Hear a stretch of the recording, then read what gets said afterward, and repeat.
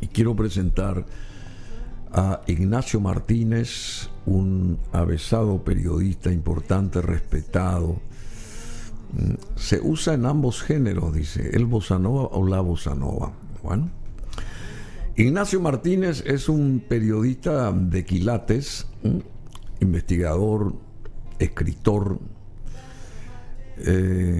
Bueno, también formó parte de la política, no sé si ahora, pero todos formamos parte de la política, porque la política nunca para, la política nos mueve, nos golpea a veces. Sentimos más esos golpes que otras cosas de la política. ¿Qué tal, Ignacio Martínez? ¿Cómo te va? Hola, Bruno, súper bien. En verdad que todos hacemos política, ¿eh? Cuando te vas a comprar algo, estás de alguna forma participando en una política económica, ¿verdad? Cuando tenés una actividad ciudadana, hay una actividad política social. Así que de la política no vamos a excluirnos, estamos todos los días y enhorabuena que sea así, ¿verdad? Lo que hay que tener es una conciencia de que nuestros actos terminan de alguna forma afectando la calidad de vida en esa calidad ciudadana. Vos tenés un arte, ya dije en varias ocasiones, el arte, desde el punto de vista profesional, el arte de la ubicuidad, de saber cómo, dónde instalarte o dónde instalar el prisma tuyo para, digamos, visionar tal o cual situación, problema o cuestión interesante que surja. Pero últimamente acá surgen más problemas que cuestiones interesantes. Tenemos nosotros que tener esa visión de país y el día a día con el chiquitaje, digo yo, o con ciertos personajes que aparecen, nos distraemos de lo que sí tiene que ser lo mejor para nosotros, que es avanzar. Y no podemos avanzar porque aparece tal situación o aparecen situaciones también un poco erráticas ahí, y entonces estamos nosotros en un círculo vicioso, como dijiste antes de entrar acá a el estudio. Estamos en un círculo vicioso. ¿Cómo se puede cambiar esto, digamos, genéricamente hablo? Porque no solamente todo pasa por la política, evidentemente, ¿verdad? Todo pasa por la política. Pero ¿cómo podemos cambiar eso y centrar la atención en algo mucho más importante para todos? Bruno, yo creo que tenemos que manejar bien la agenda país.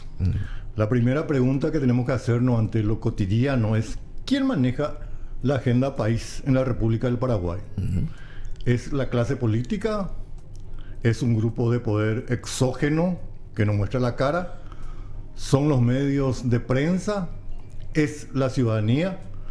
Porque veo que hay una diferencia entre la agenda política, la agenda que manejan los medios y la agenda que en verdad le interesa a la gente.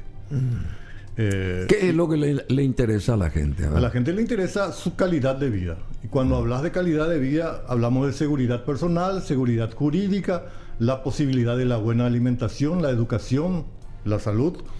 Y hay una alta mayoría de ciudadanos paraguayos que tienen una deficiencia en esas áreas que te cité, Bruno. Entonces, esta agenda del cual todos los días hablamos, conviene a la mayoría. Es un entretenimiento nomás de los medios de prensa, me incluyo, o es una agenda que cargan los que tienen el poder real, que no están dentro de la política o que pueden estar dentro de la política, y que terminan ganando en este entretenimiento. Por algo se instaló aquello de pan y circo. Sí, pan y circo, ya la época de los romanos.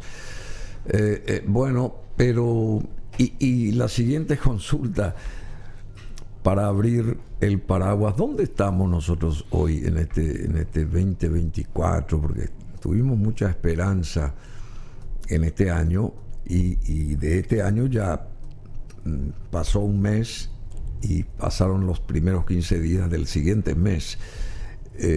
¿Dónde estamos parados nosotros como país, digamos? esto de lo del Parlamento, lo sucedido ahí con esta señora, ¿cuál es tu opinión al respecto? ¿Y se tuvo que llegar a esto o es lo que fue, es más bien una distracción para otras cosas que no quieren ser tocadas informativamente y que las relegan y ese tipo de cosas? Porque hasta ahora yo no entiendo cuál es la historia acá. Por un lado dicen que este golpe que se hizo al tablero parlamentario va a hacer que la oposición se reunifique, se una y qué sé yo, por un lado. Y por otro lado, sostienen que ese efecto colorado fue en detrimento de la propia democracia, digamos. Y uno quiere saber qué trajo la democracia realmente y cuál es el resultado positivo de todos estos últimos 35 años a nivel país, porque se sigue hablando de Stroessner y se sigue hablando de todas estas historias de la dictadura, pero pasaron 35 años. No puede ser que nosotros sigamos con eso, que yo no digo que no se tenga en cuenta, ¿verdad? Pero tenemos que otear el horizonte y ver cosas mucho más altruistas para ir adelante, o si no vamos a estar nomás viviendo del pasado. ¿Es así o no? Culparle a Stroessner, Bruno, me parece que es un pretexto muy hueco para intentar justificar nuestra ineficiencia en este espacio de libertad. La democracia de hoy es una libertad política, la posibilidad de tener libre expresión, pero hay una enorme deuda histórica con el sector mayoritario y ahí es donde nos apunta nuestra democracia, ¿verdad? Yo hago una imaginación de que estamos, ya que preguntas, en la situación de ese perro que trata de agarrar la cola y sigue girando y nunca agarra la cola, ¿verdad? Lo que pasó en el Parlamento, estoy tratando de responder un montón de preguntas que de repente me hiciste, es estar en la misma situación. O sea, lo que pasó antes de ayer pasó con otros parlamentarios, pasó con Bajat, con Víctor Hugo Gado, pasó con Oviedo Mato, y no pasó absolutamente nada, ¿verdad? ¿Hay riesgo para la democracia? Siempre va a haber, pero hay algunos parámetros que hay que tener en cuenta para medir el grado de peligro que hay, ¿verdad? ¿Cómo cuáles? La libertad de prensa, yo creo que todo el mundo trabaja libremente en sus medios. Hay libertad de expresión, hay manifestación de aquí para allá. O sea, por ahí creo que no hay riesgo. Los poderes de Estado siguen trabajando libremente. Hay una economía en libertad también. Pero eso siempre existió desde el 89, ¿verdad? Lo que no hay es la mayor atención y el cariño a la gran mayoría de la sociedad paraguaya, ¿verdad? Y esa es culpa nuestra, de esta generación tuya, mía, gente mayor, gente un poquito menor que nosotros, que no tuvimos una agenda país. Por eso yo insisto con la agenda país. Porque de repente ocurre hace poco el tema era hambre cero, después reforma constitucional, después nepotismo, hoy la expulsión de una senadora. Pero seguimos girando sobre una politiquería, que ni siquiera es una política seria, Bruno, porque una política seria significaría que el hambre cero se haya pensado perfectamente bien y se haya consensuado con los actores que iban a participar, que por lo visto no se hizo, ¿verdad? Por eso se enojó acá un grupo, se enojó ahí otro lanzar grupo. Algo y después no prosperar en sin eso. Haber consensuado. Claro. Y al final termina en la percepción ciudadana que la pelea no es luego para solucionar que el chico tenga que comer algo, sino que la pelea es por quién maneja la plata. ¿Quién maneja la plata? Entonces, hermano, ¿quién es el banquero? ¿Quién es el banquero? Entonces lo que uno presume desde lejos, porque yo estoy muy lejos del poder, es que no se hizo bien las cosas, no se pensó, o sea, es algo emotivo, a alguien se le ocurrió, todo el mundo aplaudió y salgamos, sin medir las consecuencias, sin tener en cuenta incluso el impacto mediático, una línea de comunicación unificada, uno hizo una cosa, otro hizo otra cosa, y parece una batahola social. Lo que se presume era una cosa maravillosa, hoy creo que está... Y siempre hay que rever otra vez las cosas, en vez de planificar primero y después anunciar la cosa, ¿no te parece? Yo creo que la idea es fantástica, ¿verdad? Nadie se va a oponer a un proyecto como eso, pero evidentemente sí. lo hicieron bien y aquellos que idearon, que planificaron y que no buscaron el consenso tienen que asumir su error, ¿verdad? Ese es otro tema también en Paraguay, que se cometen errores, pero nadie asume a cara descubierta su error o en todo caso trata de tirar la responsabilidad hacia el otro lado. Decime, y el presidente tiene, digamos, conciencia de lo que está pasando, porque él, a mi criterio, ya dije, debió de quedarse sabiendo que iba a acontecer eso ahí en el Parlamento. No quiero herir al presidente en lo personal, pero él es el presidente de la República y no puede ser que ante qué pasó en el Parlamento derive eso a que es un poder del Estado y que puede hacer libremente lo que le concierne. Y él no es acaso el presidente el que tiene que aglutinar la potestad de los tres poderes del Estado, siendo el Ejecutivo, obviamente. Él es el Ejecutivo, pero ¿dónde está la fuerza del presidente? ¿O le falta fuerza o todavía no encontró el andarivel correcto? Fíjate, Bruno, lo que te voy a decir. En este tema yo escuché un montón de reacciones ya, que la democracia está en riesgo, que los colorados van a ganar, que la oposición esto, que ya hay una precandidata. Pero no esto que pasó antes de ayer, para mí, el que salió golpeado en la percepción de la gente, y parto de mi percepción, ¿verdad? Pues escuché a otras personas sobre el mismo punto, es el presidente de la República. Sí, claro. Porque en la percepción de la gente, un grupo de gente, por no asumir algo absoluto, es que él está atrapado entre una clase política y una irritación ciudadana que está creciendo, ¿verdad?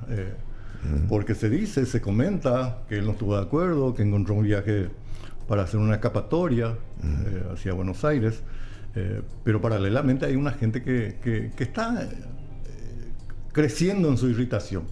Eso no se percibe todavía en la calle, pero es peligroso que eso pueda seguir creciendo. Y es peligroso que el presidente mantenga la imagen de que está atrapado por un grupo político. No sé si me entendés, sí, lo que perfectamente, digo. En mi percepción, en mi opinión, creo que el que puede salir más dañado acá es el presidente decir que él, por ejemplo, ante este hecho que creció tremendamente hasta la expulsión de esta señora, él debió de quedarse acá y no irse afuera, ¿verdad? Podía quedarse o podía irse. Lo que tiene que transmitir él es que él no está siendo atrapado por la clase política y no tiene que permitir que la ciudadanía empiece a elevar su tono de queja, ¿verdad? Y eso únicamente lo va a hacer con una acción eficiente. Hablábamos del tema hambre cero, una idea magnífica, pero evidentemente no lo construyeron bien, ¿verdad? La construcción de una idea pues pasa por escuchar consenso y partida de intendentes y gobernadores que se creen dueños de esa plata, ¿verdad? Que evidentemente no lo son, y además hay muchas razones también para ponerle a ellos en la carga de responsabilidad, porque los royalties, todo el dinero mayormente fue malgastado. Y claro, porque no hay control. Pues. No hay control. Y ahí también... Si vos recibís un dinero, vos tenés que tener el autocontrol después de devolver esa confianza con los resultados. Se hizo esto, lo otro, lo demás allá. No sé si me explico. Entiendo. Yo también, Bruno, quiero aclarar, no le quiero golpear al presidente, ¿verdad? Tampoco. Pero la mejor forma de colaborar con él es siendo sincero. Esa voz que no tiene una carga política, esa voz que no tiene un auxilio o algún soporte financiero para que diga lo que tenga que decir, porque él es el presidente y está empezando recién. Le necesitamos. Es un chico brillante, tiene encanto, conoce un montón del Estado, pero tiene que mostrar mayor liderazgo. A lo mejor está liderando, pero no se está mostrando bien su liderazgo, ¿verdad? Y ahí también... ¿Y qué falta, vos decís, para eso? Falta que se demuestre su liderazgo. A lo mejor sí, ¿cómo se logra eso? Y a lo mejor hace falta una línea de comunicación, una línea de mejor consultoría, asesoría, de que se construya mejor lo que él está haciendo, porque no necesariamente él tiene que ser el portavoz, porque cada tanto él sale, habla, y se habla mucho de generalidades, ¿verdad? Yo vi tu programa ayer y vi lo que dijo el ministro de Relaciones, pero hablaba de generalidades, hablamos de esto, hablamos de aquello, hablaba del título, y la gente entendida y la gente que quiere entender ya está cansada de los títulos. O sea, dentro de Yacyretá, ¿de qué hablaron? Dentro de Pilcomayo, ¿de qué hablaron? Dentro del cobro de peaje, ¿de qué hablaron? Dentro de las relaciones bilaterales, ¿de qué específicamente se habló? ¿Verdad? Y no se habla así, ¿verdad? Se sigue... Y a lo mejor los entendidos que le rodean creen que con eso calma a la ciudadanía o de alguna forma entretiene a la ciudadanía. Y es posible que lo hagan por un tiempo más, ¿verdad? Pero a esa falta de respuesta se puede ir sumando esa irritación y ese enojo ciudadano. Bueno, y también hay que tener en cuenta que él es el presidente pro tempore ahora del Mercosur. El Mercosur. O sea, Paraguay, representando él a Paraguay. Y esto de Paraguay con las exigencias de la Unión Europea, que según el Ministerio de Agricultura y Ganadería son incumplibles, dice, incumplibles. Esto también hace rato se tiene este tema, hace más de 20 años, y todavía no sabemos qué hacer con este tema, o desecharlo o ubicar otra perspectiva, digamos, otra meta hacia otro lugar, digamos, encarar con otros grupos de inversiones para que nuestros productos vayan hacia allá y no precisamente que la Unión Europea sea la panacea, ¿verdad? Porque si ellos están enterrando esta posibilidad por X razones, o porque tienen miedo al gran avance de la fuerza del Mercosur, que yo creo que por ahí pasa la cosa, tenemos que ver otros horizontes nosotros, ¿no te parece? Claro, el tema de la Unión Europea empezó después de la Guerra Mundial, que los estados empezaron a dar subsidio a los productores, y ellos hasta ahora viven de eso, ¿verdad?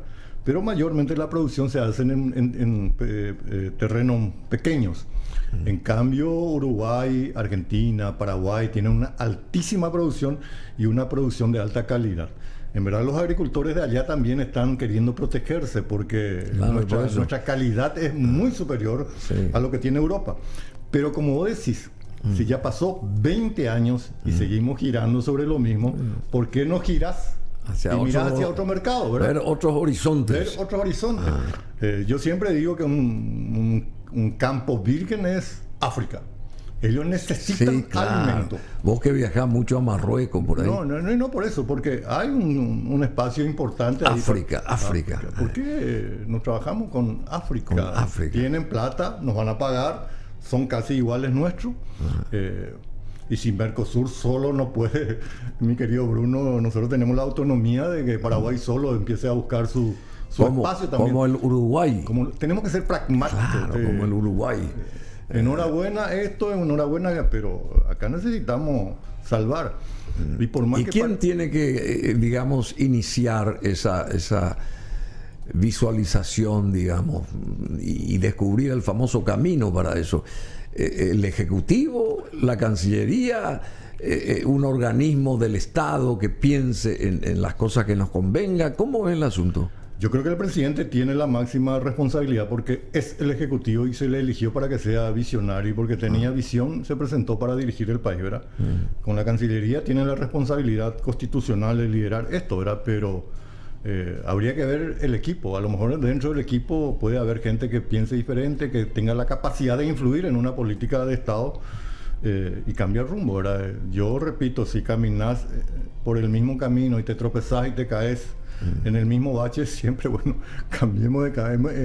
Demasiado simple y lógico, pues, pero hasta ahora no salimos, ¿verdad?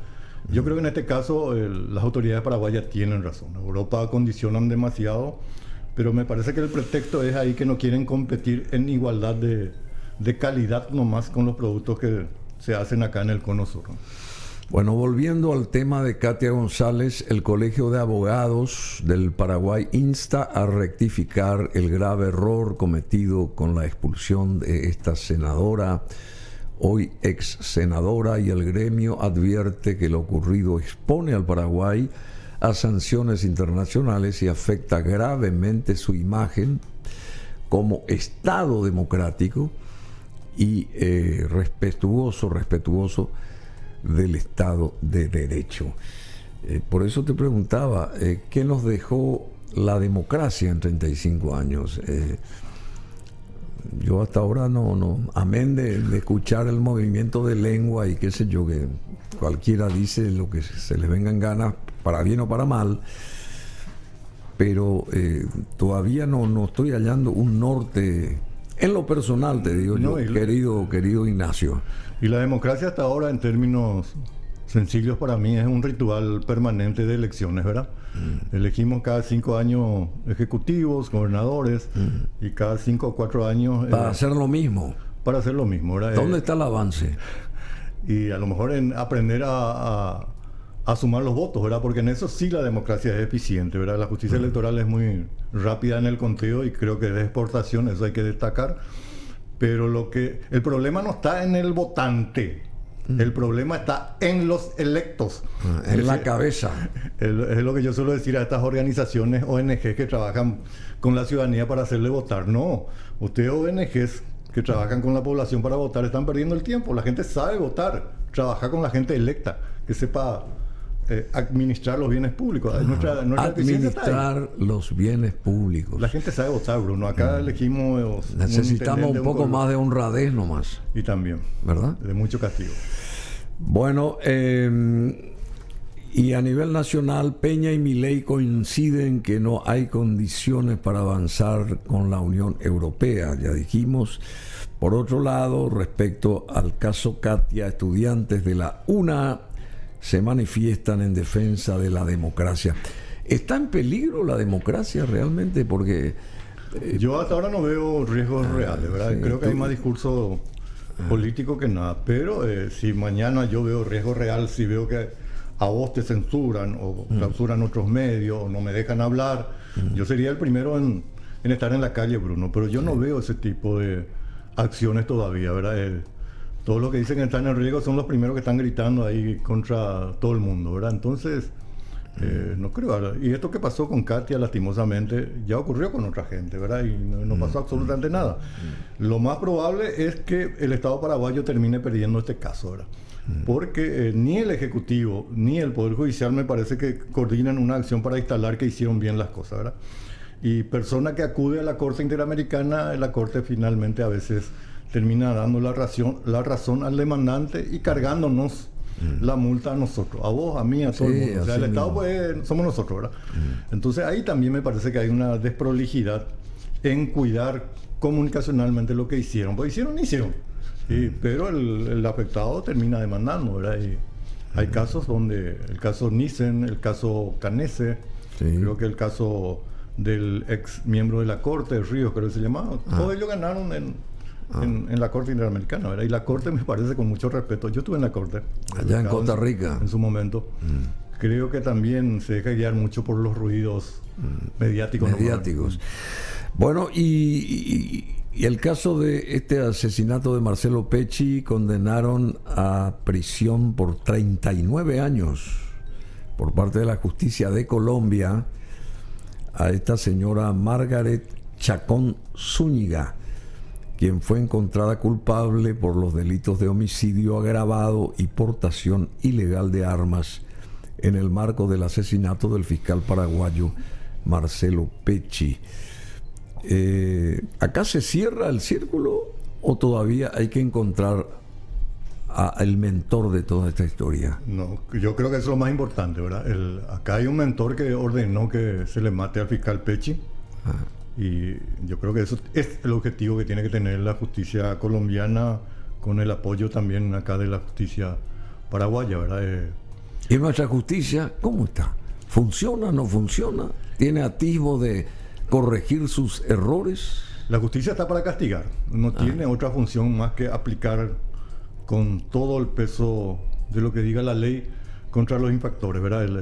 No tiene otra función más que darle el castigo a quienes actúan fuera del marco de la ley. Así que esa es una responsabilidad directa, concreta y única del Poder Judicial. Bueno, y también un juez admite imputación contra Hernán Rivas. El caso de Hernán Rivas es de nunca acabar. se le sacaron todos los fueros a este señor y sigue ahí en su curul y fija fecha para imposición de medidas. ¿Por qué se dilata tanto una cosa así, che? Eso no se acaba en un día, 2 días, una semana, lo sumo y chao, a otra cosa mariposa. No quiero hablar. Yo creo que hay mucha farándula ya en esto. Por eso yo te decía quién maneja la agenda país. A doña Juana, que vive a 500 kilómetros de acá, ¿le interesa el caso Rivas o le interesa su puchero de esta siesta? A don Juan, que vive a no sé cuánto, ¿le interesa el caso Rivas o el motochorro que le tiene en zozobra cada vez que va a caminar por la calle? O sea, el caso Rivas le interesa al ama de casa que cuando ve tiembla ante el costo de la canasta familiar. Yo creo que son realidades totalmente diferentes, ¿verdad? Y hoy vemos que los medios de prensa, y eso me parece realmente peligroso, porque un medio de prensa, Bruno, tiene que generar su propia agenda. No importa que todo el mundo diga lo mismo, tenés a vos tu propia agenda, ¿verdad? Y me parece que todos siguen la misma cosa, uno a favor y otro en contra. Que fue ¿verdad? La piedra angular de toda tu dilatada gestión al frente de medios, porque así vos lograste también la respetabilidad, de saber qué hacer, ¿verdad? O sea, ponerte en una columna del medio y otear espectralmente la cuestión informativa genérica, nacional e internacional, y saber a dónde apuntar, qué potenciar o qué no. ¿Es así o no?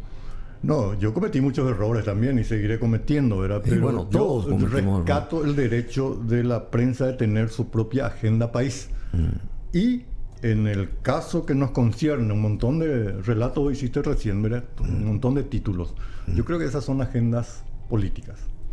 La prensa nació para atender lo general, la política también lo general, pero parecen que en este momento, con algunas buenas excepciones, parecería que hay un matrimonio entre la clase política y la prensa que repiten lo mismo en un círculo vicioso, ¿verdad? Yo creo que hay temas que le interesa a la gente, ¿verdad? Y que no sale, ¿verdad? Pero y bueno, estamos en una sociedad que consume lo que viene por repetición, ¿verdad? Que sabemos bien aquello que estamos en marketing también, ¿verdad? Por eso se hace la repetición constante de una marca, ¿verdad? La gente termina consumiendo. Vos salís y alguna gente habla, y el caso Rivas, doña imputada, doña procesada, pero es por repetición. Después, cuando entra en su reflexión y en sí mismo, entiende que le falta esto y le falta aquello, ¿verdad? Y en medio de definir esa prioridad, lo de Rivas definitivamente no es lo suyo. Vos dijiste que la gente sabe votar, y este señor que nos escribe dice: la gente no sabe votar, señor. Por un 100.000 guaraníes regala sus derechos y se desentiende de sus obligaciones de ciudadano. Así suben todos nuestros males al poder.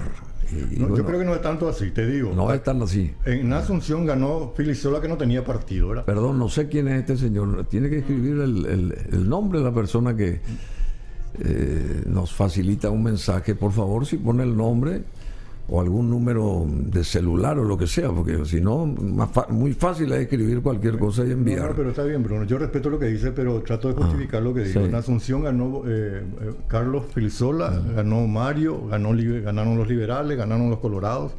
En Encarnación, Luis It solito ganó, volvió a ganar en una estructura totalmente de un solo color. Y hay experiencia en otros distritos donde un fulano de tal ganó el voto del... estoy hablando con ejemplo, ¿verdad? Acá ganó en su momento Lugo, cuando se presentó atractivo. Pero sí hay un alto porcentaje de voto cautivo todavía, ¿verdad?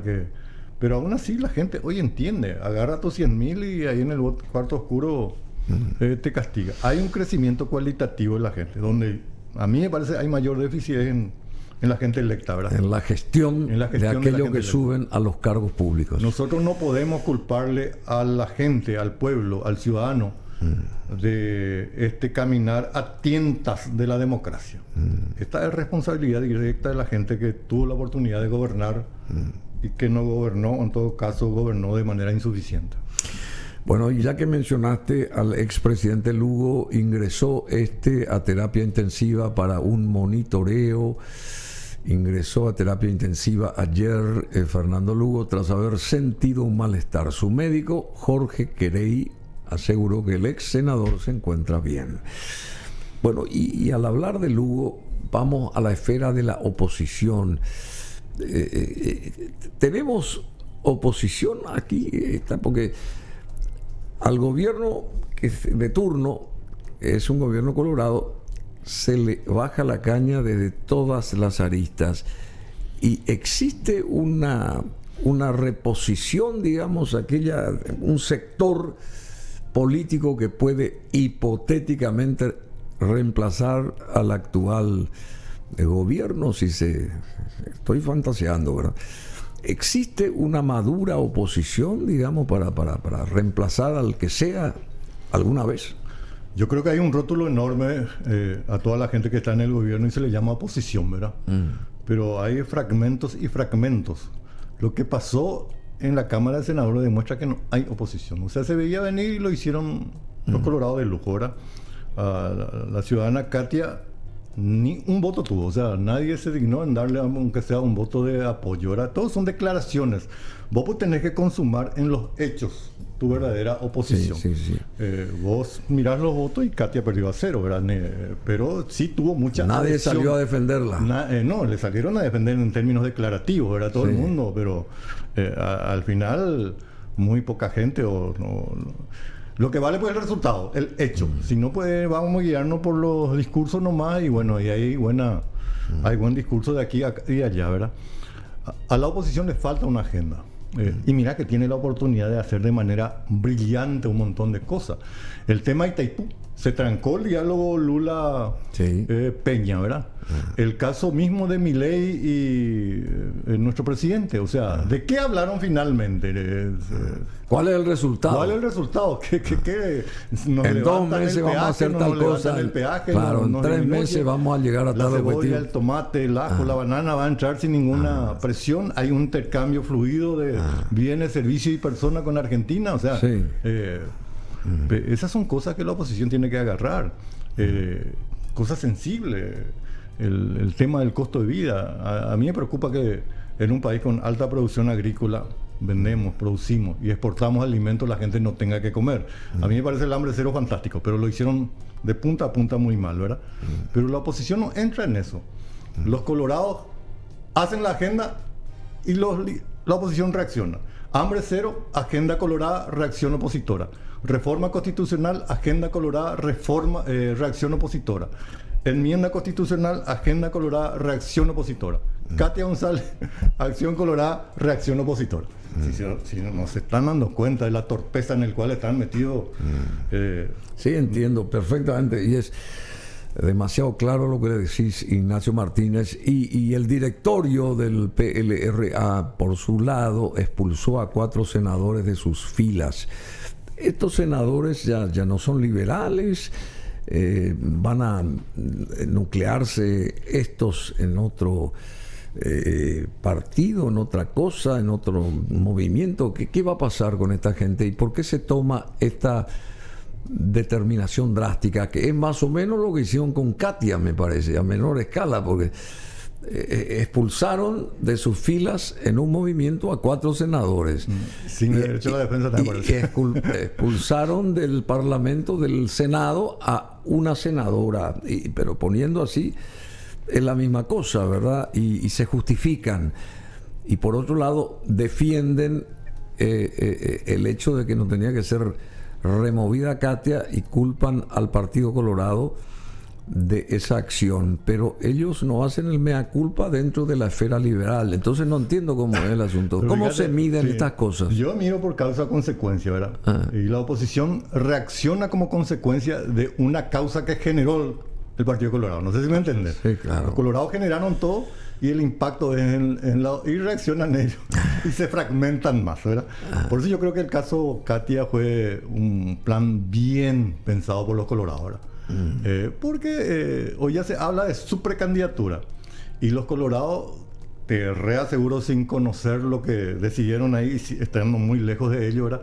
Lo pensaron bien. le castigamos a esta, le convertimos en precandidato, va a restarle voto a Payo y va a ser un caballo de Troya dentro del PLRA. Así nomás. Claro. No, es una percepción mía muy lejos. No, pero muy interesante e inteligente. ¿Y Payo dónde está ahora, ya que mencionaste? ¿En qué? Payo estará... No, pero ¿dónde está, digamos, con su movimiento, con su partido, con sus votos, con aquellos 700.000 payistas, no sé cómo se dice? ¿Sigue funcionando Payo como líder político? Debe reflexionar porque los senadores que entraron por su lista pasaron a otro movimiento rápidamente. Y yo creo que en este momento que empezó a recibir los primeros royalties de la justicia electoral, tendrá un colchón financiero para proyectar algo que creo que lo va a repetir en el 2028, una precandidatura o una candidatura presidencial. Y bueno, y así las cosas nos están yendo. Y en el plano internacional, el Paraguay tiene que tener una imagen mucho más consistente, más sólida, me parece, Ignacio. ¿Cómo se logra a nivel país contra todo lo que pueda ocurrir acá internamente, pero cómo se puede exportar una imagen más segura? Porque necesitamos inversiones, pero para ello también necesitamos planificación, necesitamos saber tener una hoja de ruta, como bien decías. ¿Cómo se puede proyectar una imagen distinta, nueva, mucho más, digamos, idealista, si se quiere, hasta sí, idealista, pero esperanzadora al mismo tiempo del Paraguay? Y creo teniendo más carácter, teniendo más personalidad y más hoy en día. Porque hoy en día también a nivel internacional hay sectores y grupos que quieren de alguna forma colocar su ideología y que no se manejan de manera objetiva, sino se manejan de acuerdo a la agenda que ya ellos tienen. Entonces la situación es mucho más complicada, ¿verdad? El caso de Katia nomás se tiene que atender bien, porque empiezan a correr versiones de organismos internacionales que empiezan a señalar a Paraguay como que hay una situación de riesgo acá. Mirar lo que dicen las calificadoras en un momento en que Paraguay está queriendo acceder no me acuerdo el término financiero, para tener mayor notoriedad y credibilidad en el manejo y pedido de finanzas. Creo que hay que cuidar eso, ¿verdad? Y la responsabilidad de nuestro presidente Santiago Peña y de nuestro canciller, que son las principales figuras. Y después hay que utilizar bien a los embajadores, cónsules, que deben salir de su ritmo de letargo que creen que solo están para participar de reuniones sociales convocadas por sus colegas, ¿verdad? ¿No? Y de brindar. En el momento dado. Y sí, tenemos que, bueno, ahí hay un montón de cosas. La cuestión está del... esto que dijo la Contraloría y lo señala a Pettengill como que erró en su apoyo a una suerte de 600 millones de dólares. ¿Vos sabés algo al respecto? Yo creo que el senador Pettengill debe entender que está en una situación de riesgo, ¿verdad? Porque hace rato hay una publicación permanente contra él, que él lo tenía que haber leído de lo que significa. Hoy la Contraloría le señala que hubo colisión así entre el cargo que él tenía y el interés particular por cobrar un dinero como empresas constructoras, pero él tiene que entender que está en una situación de riesgo, ¿verdad? En apariencia, bueno, conflicto de intereses hubo ahí, ¿verdad? Y según la Contraloría sí, ¿verdad? Porque en el momento él se debió de abstener de votar. Tenía que abstenerse a votar por un proyecto donde se tenía que pagar a la constructora. Y la constructora es de él. También, de él. Decime, ya que tocamos esto de Pettengill, hubo 7 u 8 colorados disidentes, o sea, los colorados que no votaron para la salida de Katia, creo que eran 7 u 8. 7. ¿Qué pasa con esa gente? Digamos, esos colorados son del sector abdista, sería más o menos. Creo que ahí hay un proyecto ya por la presidencia del Senado, Bruno. La jugada de la senadora Lilian Samaniego, que presentó un proyecto alternativo de sancionar por 2 meses a la senadora González, por un lado, aparte de ser un proyecto diferente, yo creo que ella está de alguna forma marcando la línea de sucesión en la presidencia del Senado, ¿verdad? presumo. A línea de sucesión. No, y claro, Ella va a ser la siguiente presidenta digo, o presidente. O sea, estamos haciendo como un análisis muy lejano, ¿verdad? Sí, ya sé. Pero de alguna forma ella se constituye en una versión diferente de los colorados. Yo no soy igual que los oficialistas. Y con eso también buscaría el apoyo del sector opositor a quienes le cayó le cayó bien su propuesta. Acuérdate que Salomón también estuvo en esa misma línea y Cachito Salomón, dentro de esa conducta, creo que estuvo más de 2 periodos en la presidencia. Sí. Óscar Salomón. Óscar Salomón del Congreso. Pero siempre Lilian es como una suerte de líder, porque son todos iguales, ¿verdad? Todos son senadores. Pero es creativa. Pero ella parece ser siempre la líder de algo. Porque es creativa y evidentemente hay gente que piensa con ella y que siempre sale con una baraja diferente, porque fue una baraja diferente a lo que presentó el oficialismo de gobierno. Esto que se abrió ahora con la posibilidad, estamos hablando a futuro, del 2028, Katia González, que podría ser generar la dupla presidencialista de la oposición. Yo hipotéticamente estoy hablando, diciendo todo eso, ¿verdad? Eso, si es que surge en la Katia González como una mujer para la presidencia, ¿hay que contrarrestar con otra mujer esa posibilidad? No, hay que contrarrestar con la compulsa de los votos, ¿verdad? Sí, no, ya sé, pero las mujeres van a estar de parabienes. Una mujer es interesante como proyecto. A eso voy. Además, a esta altura, yo creo que hace falta probar un poquitito, ¿verdad? Porque nuestros congéneres hermanos hemos sumado insuficiencias, por no decir fracaso en algunos casos, ¿verdad? Históricamente en Paraguay la mujer siempre nos... En varios casos. En varios casos. La Triple Alianza, la independencia con Juana de Lara, la guerra del Chaco, o sea... En el momento crítico una mujer siempre salvó el honor del varón que hizo mal las cosas, ¿verdad? Bueno, y ya que hablamos de mujeres, ayer salió el listado de los ausentes en la votación contra Katia González, y acá Albert Campos López Moreira más o menos arregló la cosa porque historió lo que pasó ahí, que se retiraron todos porque se decidió sacarla del Senado. Evidentemente eso impactó y se retiraron, dicen. Y acá están todas estas personas que estuvieron ausentes cuando se dio la venia al resultado y la expulsión de Katia. Pero después uno escucha a toda esta gente en las redes sociales con una fuerza impresionante. El caso de Celeste Amarilla, de Esperanza Martínez, de Filisola, de Nakayama, de la misma Yolanda Paredes, que me parece que es una estoica luchadora ahí. Yo creo que es la bandera opositora ahí del Parlamento. Hoy está Yolanda Paredes. No sé si se la apoya o no se la apoya, pero yo personalmente coincido en muchas cosas con ella. ¿Cómo estás viendo este panel de ausentes o el ausentismo de esta gente que al final de cuentas se retiró por estar sin acordar o por no acordar con lo que plantearon esos 23 del patíbulo con Katia González? La justificación es lo que vos decís, que ellos dicen, ¿verdad? Que iban a perder nomás luego 23-22, ¿verdad? Pero habría que analizar, porque siempre terminan perdiendo por abandono, si es mejor perder 23-0 o 23-22 para justificar una reacción ante la comunidad internacional. Muy ¿verdad? bien lo que decís. Porque estando ahí 22 a lo mejor puedes tirar un voto y claro, si había convicción se neutraliza la cosa. Claro. Porque con esto hay una declaración nomás a favor de Katia, pero en la realidad le dejaron a cero.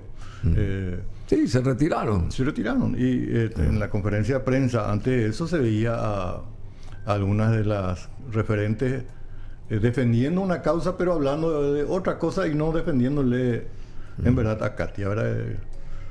Pero perdieron 23-0, ¿verdad? Por más que quieran decir nos retiramos porque íbamos a perder nomás luego, yo hubiera intentado hacerlo diferente y codearle al que está a mi lado y traer venir votar acá y no sé, generar alguna presión dentro del marco normal para doblegar. O sea, De 23-0 es imposible ganar, pero de 23-22 que vos estás ahí, porque había votos que se sumaron sobre la hora nomás. Sobre la hora, sí, sí. ¿Quién va a perder mañana? O mejor dicho, ¿quién va a ganar? Olimpia, Cerro, Olimpia, el primer clásico. Lo que yo te digo le va a molestar a los olincerros, como le llamo yo. El que gana mañana va a ser el vicecampeón. El campeón va a ser otra Libertad. ¿A Libertad? ¿Así? ¿Te parece? No, es claro, yo soy liberteño y me juego Libertad.